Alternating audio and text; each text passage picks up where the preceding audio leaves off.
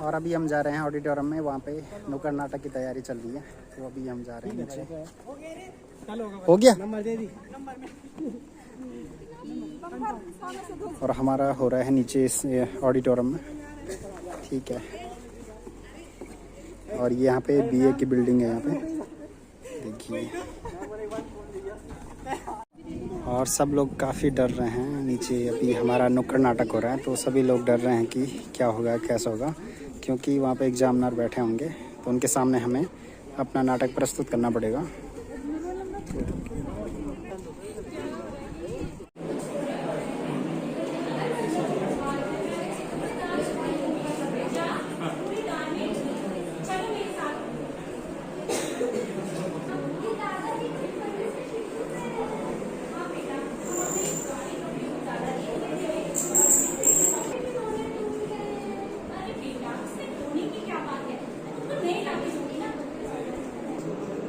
और यहाँ पे एग्जामिनर सर बैठे हुए हैं जो कि बच्चों को ऑब्जर्व कर रहे हैं।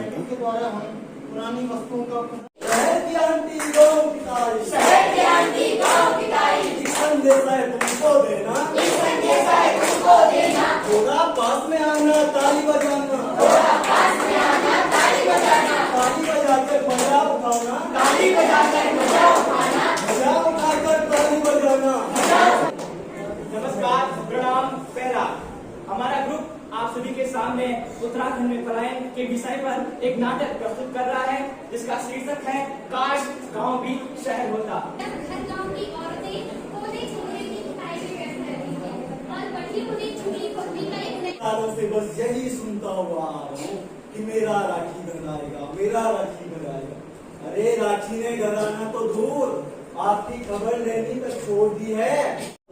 मैं लोगों को खाने के लिए रोटी, जीने के लिए रोजी, बच्चों के लिए पढ़ाई और बीमार के लिए दवाई आसानी से उपलब्ध कराता हूँ।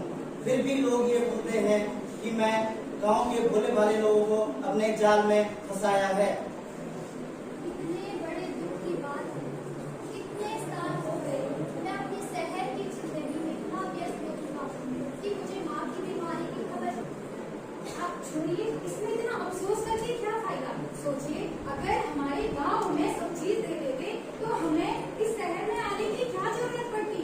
हमें इस शहर के एक छोटे से कोने में बैठकर भला इतना क्यों भटकना पड़ता। भाई साहब, ओ भाई साहब। हाजी भाई साहब। भाई साहब, आप इसी गांव के रहने वाले हैं क्या? हाजी भाई साहब, इसी गांव के रहने वाला हूँ। मैं राकेश, घर का रास्ता भूल सा गया हूँ। अरे कौन राकेश? गांव में तो 2-3 राकेश हैं जो सालों से गांव वापस नहीं आए।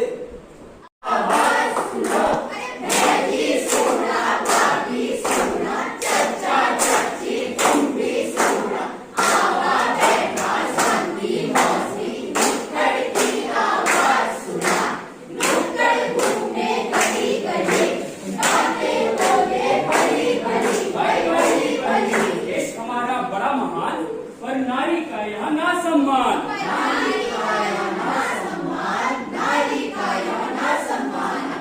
नारी की इस प्रथा को हम आज सुनाने आए हैं। नारी है सम्मान की बात हम ये समझाने आए हैं, हम ये बतलाने आए हैं। हम ये समझाने। हमारा देश ही एकमात्र ऐसा देश है जिसमें स्त्रियों की पूजा की जाती है, फिर चाहे वो नवरात्रों में कन्या पूजा से लेकर हो या घर परिवार में देवी देवताओं की पूजा करना। परंतु भारत माता की धूम में कई देश के हाल इतने बेहाल हो चुके हैं कि महिलाओं के साथ न जाने कितनी ज्यादतियां, जैसे बाल विवाह, दहेज प्रथा, ह्यूमन ट्रैफिकिंग जैसे न जाने कितनी ज्यादतियां देखने को मिलती हैं। लगता है इस बार को पता नहीं और इस बार मेरे घर बेटा ही होगा। बेटा ही होगा, बेटा ही होगा। देखना बिरादरी वैसे ऊंचा करके चलूंगी मैं। हाँ? नहीं बेटे से कम, एक समान।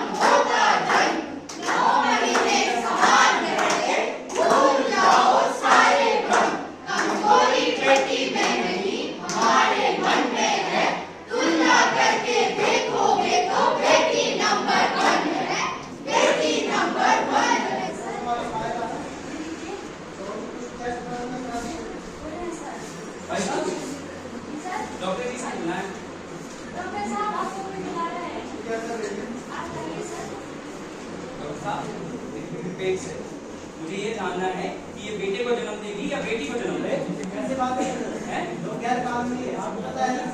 आप पढ़े लिखे लगे रहे हो,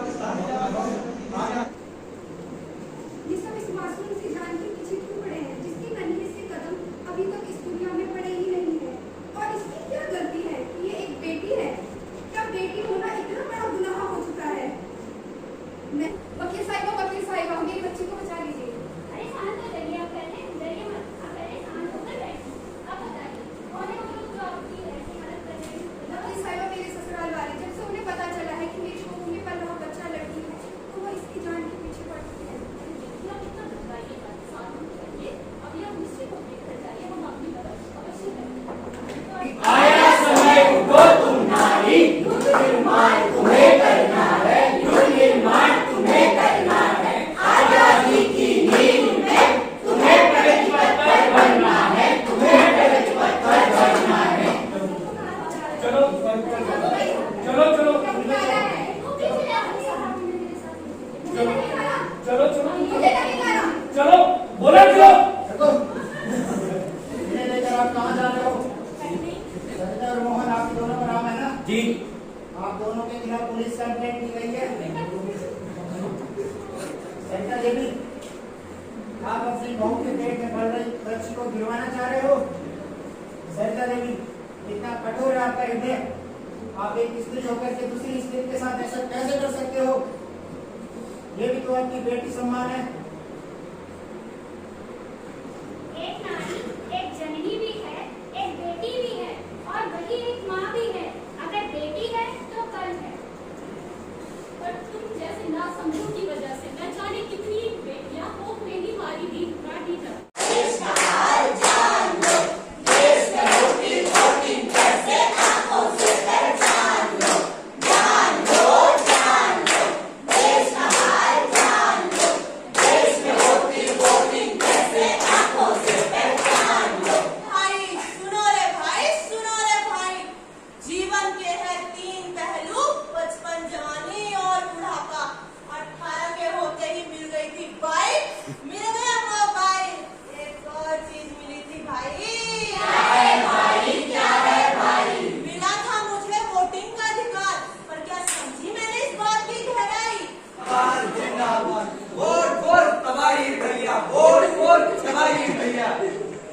मेरी तरफ से सबको नमस्कार। मैं हूँ खास पार्टी का उम्मीदवार। नमस्कार नमस्कार। अरे एक बार अपने तबाही भैया को मौका देकर देखिए, इस क्षेत्र का स्वरूप बदल दूंगा।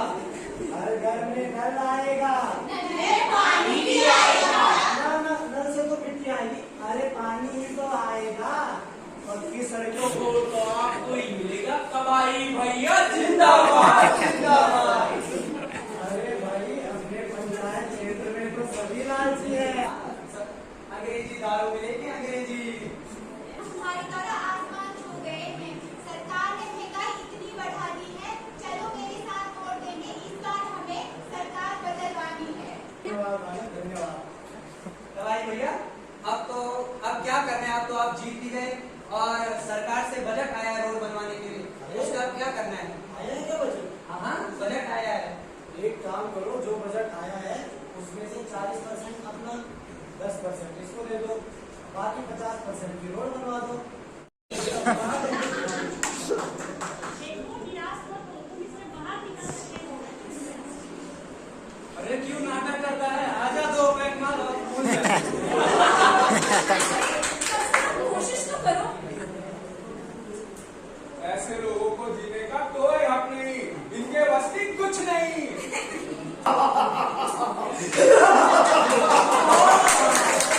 मैं हूँ डिप्रेशन और ये था मेरा एक और शिकार। आजकल की दुनिया में सिर्फ मेरा ही राज चलता है। सरकार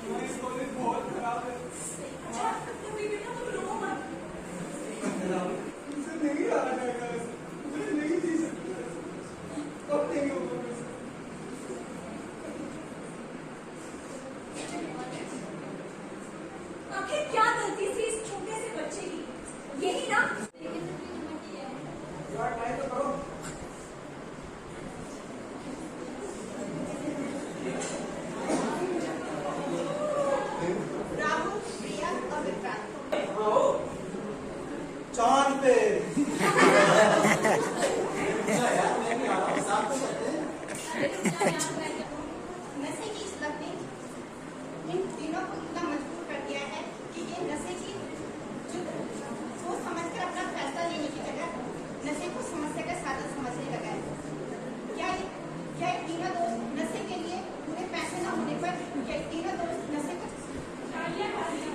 बहुत अच्छी है चलो रुक जा। अरे हाँ देखो ना भाई उठ नहीं रहा।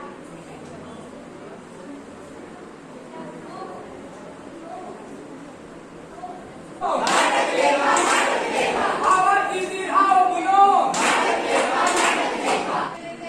चलो जाओ ये रिश्ता नहीं हो पाएगा। हमें अपनी बेटी के लिए एक अच्छा रोजगार वाला आदमी चाहिए जो बहनों के लाखों करोड़ों कमाता होगा।